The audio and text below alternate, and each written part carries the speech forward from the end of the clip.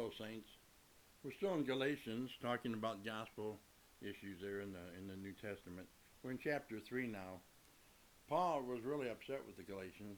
He wanted to know what happened, who bewitched them. He says in chapter 3, he says, "You foolish Galatians, who has cast a spell on you, before whose eyes Jesus Christ was publicly portrayed as crucified? I only want to learn this from you. Did you receive the Spirit by the works of the law, or by believing what you heard? Are you so foolish? After beginning by the Spirit, are you now finishing by the flesh? Did you experience so much for nothing? If in fact it was for nothing. So then, does God give you the Spirit and work miracles among you by your doing the works of the law, or is it by believing what you heard? Just like Abraham, who believed God, and it was credited to him for righteousness." He takes that right out of Genesis 15, verse 6.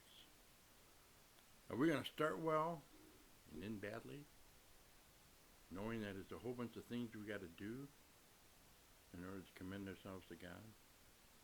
You know, there's only one thing we can bring before God when we stand before Him. Only one thing we can commend to Him, and that's our great need. There is nothing good about us. Remember earlier I said out of Romans chapter 5, verse 6, Jesus didn't die for good people. He died for sinners.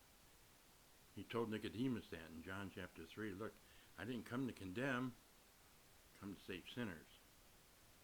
You know, we're already condemned. That would be redundant. But He's here to save us. Who? Sinners.